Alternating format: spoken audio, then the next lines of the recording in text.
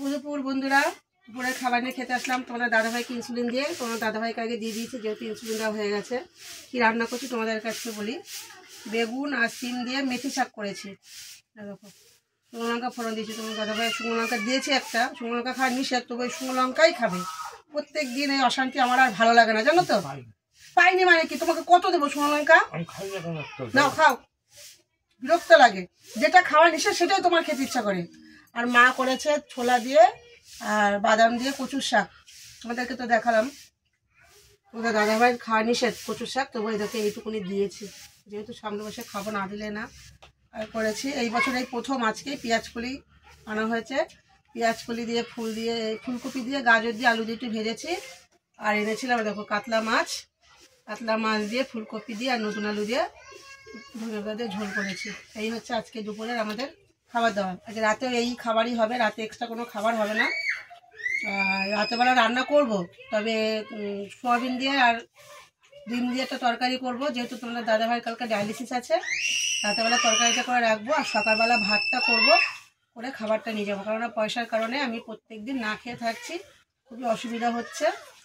এরপর আমি অসুস্থ হয়ে যাব। এই নিয়ে কালকে তোমাদের দাদাভাইয়ের সাথে ডায়ালিসিস থেকে আসার পথে অনেক ঝামেলা হয়ে গেছে আমার। কারণ যে টাকাটা দিয়ে আমি খাবো, আমি চিন্তা করি বাড়িতে হয়তো ভাড়া দিয়ে চলে আসতে পারবো।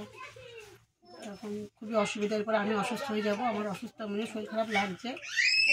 মানে মাসের মধ্যে যেহেতু আমরা 12 দিন যাই, আমাদের 10 দিন আমি খাই না, 2 দিন খাই। খুবই অসুবিধা হচ্ছে পয়সার কারণে। সবই তো পয়সা। যে 60 টাকা দিয়ে এক প্লেট, মানে একটা ক্যান্টিনে গিয়ে ভাত খাবো, সে 60 টাকা থাকলে আমি চিন্তা করি হয়তো আমাদের কৃষ্ণনগর থেকে শ্যামপুর বাজার পর্যন্ত চলে আসা হবে। তার জন্য আমার খাওয়া হয় না। তোমরা সবাই খাওয়া দাওয়া করে নাও, আমরাও খাওয়া দাওয়া করে নিই। তোমরা যে যেখান থেকে দেখছো, অনেক ধন্যবাদ তোমাদেরকে আমাদের পাশে থাকার জন্য। তোমরা আছো বলে আমি আজকে অনেকটা এগিয়ে গেছি। তোমরা এইভাবে আমাদের পাশে থাকো। তোমরা যদি আমাদের পাশে থাকো, তোমার দাদাভাইকে আমি নিয়ে পথ চলতে পারবো। তোমার দাদাভাইয়ের ডায়ালিসিসটা আমি চালিয়ে নিতে পারবো। তোমরা একটু আমাদের পাশে থাকো, তোমরা একটু শেয়ার করে দিও। আর হচ্ছে যারা ইউটিউব থেকে দেখবে একটু সাবস্ক্রাইব করে দিও, লাইক কমেন্ট শেয়ার করো। এই ছেলে বাড়িতে ছিল না, এই বাড়িতে ঢুকলো। ওরা আজকে খাওয়া দাওয়া টাইট, পুরো টাইট। ওকে খেতে দেবো না, খেয়ে আমরা উঠে পড়বো। রোজ রোজ অশান্তি ভালো লাগে না।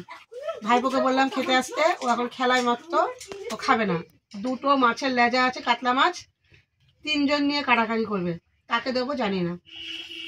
ছেলেও বলবো আমি খাবো, ভাইপো বলেছে আমি খাবো, তোমার দাদা বলেছে আমি খাবো। মাছটাকে কাউকেই দেবো না, দুটোই আমি খাবো। ঠিক আছে না বন্ধুরা, বলো? এটাই ঠিক। ছেলে এখন স্নান করে আসবে, তারপর ছেলে ভাত দেবো, খেয়ে নিই।